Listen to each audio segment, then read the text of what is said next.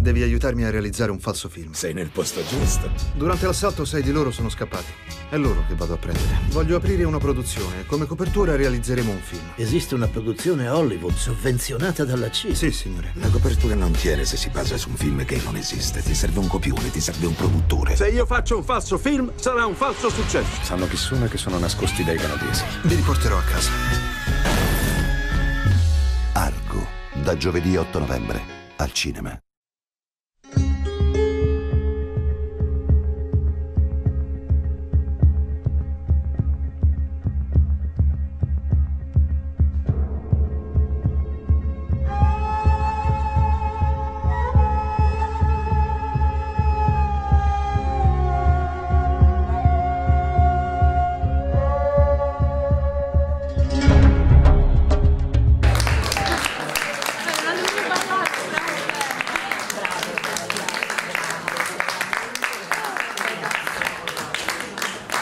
Allora, buongiorno a tutti, benvenuti alla conferenza stampa di Argo, il nuovo film di Ben Affleck, che come sapete uscirà in Italia l'8 di novembre.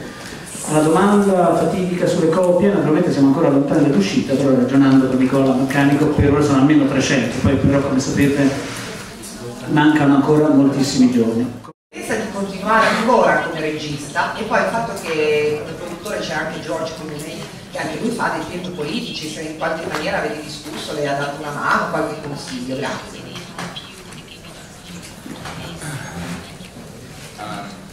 Thank you very much for saying that. I keep getting better as a filmmaker. I continue to see, you know, flaw after flaw, so it's nice to hear that, definitely. You know, it's not an easy thing to, you just asked me how long, you know, why did it take me so long to direct. You know, it's not an easy thing to just assume this role, you know, to have the confidence to do it, to find the right material. It was a long period of my life where I was also chasing after sort of, you know, it's funny being an actor, you know, you struggle and you struggle and you struggle and you audition and you audition, and it's all about this kind of rabid chase after opportunities, and then if you're very lucky, you get them. And then you get one after another, and so it's like a starving man who finally reaches a dinner table full of food. You know, you just want to eat as much as you can. So it took me a minute to sort of calm down and also pursue this other thing that I very deeply wanted to do. If I can't read the notes, what's the point? You know what I mean? I'll skip to George. George Clooney is a producer on the movie and also a resident of Your Great Country. And a very great guy. And one of the things that is very helpful about having both George and Grant Heslop, who's his partner, as producers, is that you have filmmakers who are producers. These are both guys who have not just made films, but made very, very good films. And so, you know, you really feel protected, and you have a sense that, you know, that they have your best interest at heart, and that they're looking out for you from the vantage point of understanding what you might be going through, rather than, you know, just saying, you gotta hurry up, you're over budget, that kind of thing.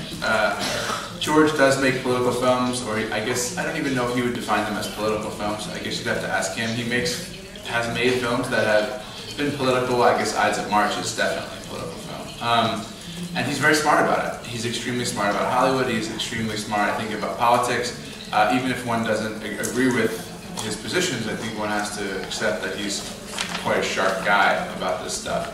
And yeah, it's been a pleasure just working with him and absorbing things from him and having conversations with him and getting to enjoy his worldview. If any of you are thinking about working with George, I highly recommend it.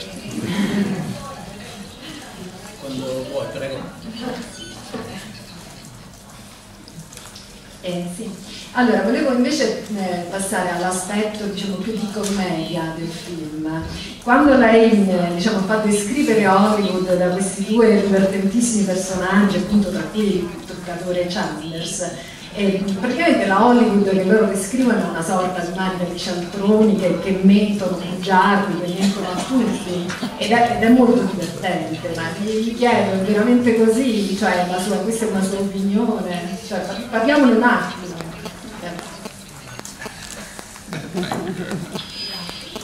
I don't want to come to this press conference and say that Hollywood is full of only lazy people who lie, because make it very hard for me to go home. But I do think, I mean, those words are in the mouth of a character who's kind of a wonderfully hyperbolic, you know, overstating guy. So he's kind of being funny when he says that. But like all humor, or in all humor, there's an undercurrent of truth.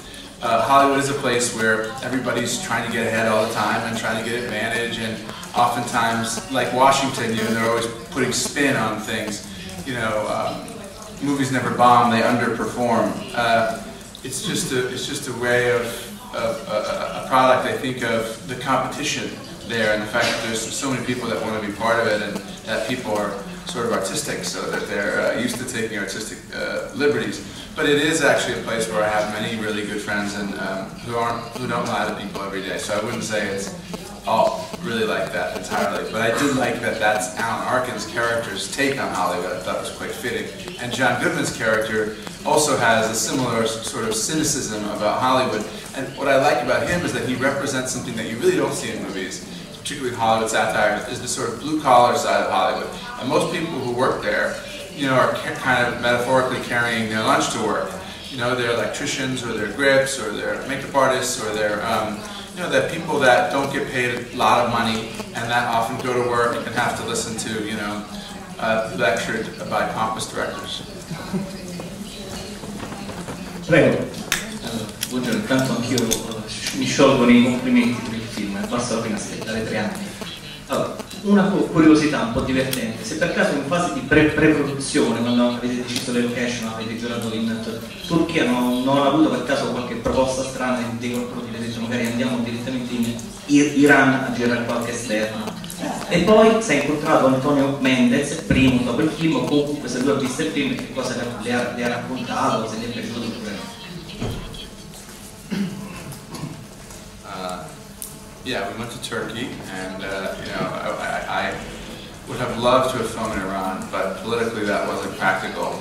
It wasn't even practical for me to visit that country to do research, which really bothered me because, as a director, it just feels wrong to be making a film about a country that you haven't even visited. I mean, it's kind of it's like an astonishingly bad approach just on the surface. But you know, I tried to make up for it by doing as much research as I possibly could. Fortunately, there's photographs and video and that sort of thing, and also you know, incorporating a lot of Iranians into our production, into our research process, including, you know, some wonderful Iranian filmmakers. And that was really educational for me. And then, you know, I felt like, okay, I understand this place a little better. I didn't have any outrageous proposals from people from Turkey. Actually, the people in Turkey, the thing that was kind of heartbreaking is I went to Turkey in part because I hoped to have some Iranians who spoke Farsi, because that kind of authenticity I needed, and I was planning on having Farsi and improvising in Farsi and not having subtitles and that sort of thing. And I mean, virtually nobody who spoke Farsi and was from Iran was willing to be in the movie because they were afraid that you know, by being an American movie they would open their family up to reprisals. And that really brought home the seriousness of the subject matter to me, that, you know, that was not fiction. That was people who were, you know, living under a sort of, I don't know what you'd say, Stalinist kind of regime back in Iran, having to deal with how difficult that was. I did meet Tony Mendez. Tony Mendez was a part of the writing process, the development process. It was based on a chapter in his book, as well as an article. Tony was extremely forthcoming. He also helped us with the CIA and made introductions, and he made it possible for us to film at the CIA. He's a lovely, kind, very quiet man, and he had a cameo in the movie at the airport. Him and his entire family and everyone he knows like marches by me going into the airport, and he came to the premiere, and he was, you know, very. He either liked the movie or he's very polite, but he, you know, it was nice to hear kind of words. Sono stata preceduta nella domanda su Hollywood, quindi volevo essere un po' più specifica. Nel film, a proposito di Hollywood, c'è una frase che mi dice: anche un macaco può imparare a fare il regista. Allora vorrei sapere se secondo lei a Hollywood ci sono molti macachi e poi volevo anche capire in base a cosa sceglie i cimentarsi nella regia con un film? Cioè c'è un genere che predilige oppure uno che pensa che non si cimenterà mai? Grazie.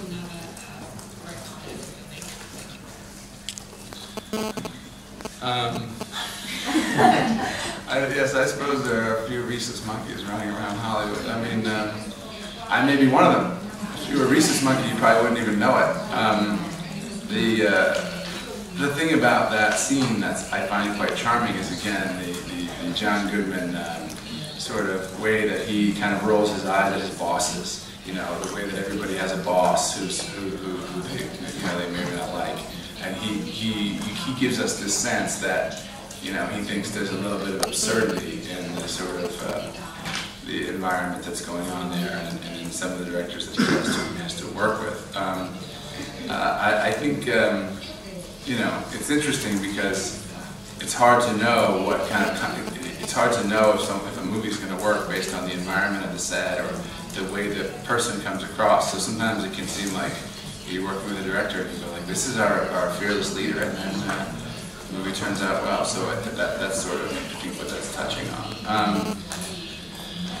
Is there a genre that I would, no, I don't look for genres in particular. I look for stories and characters and things that kind of interest me and themes that are resonant with me. I don't know if there's a genre I wouldn't do.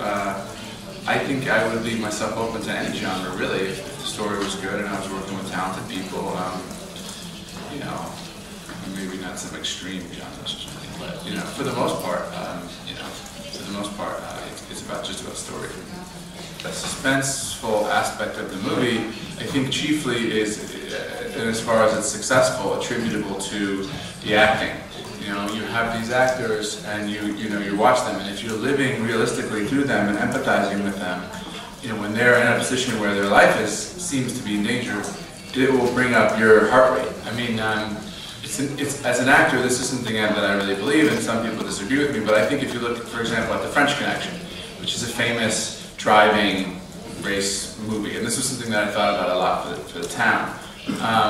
You know, it is suspenseful and it is tense, but I think the reason that it's so suspenseful and that it really hooks you in is because of Hackman pounding on the steering wheel, and you're with him, you know, and connected to him, and that's what roots you in that car. And yeah, it's cool to see it going around the you know, subway girders and stuff, but to me, again, it's about sort of making sure that the acting is believable, the environment is believable, and if you create that sort of realistic environment, you have to do a lot less, you know, kind of math and you know, geometry in terms of kind of constructing the ABCs of the suspense.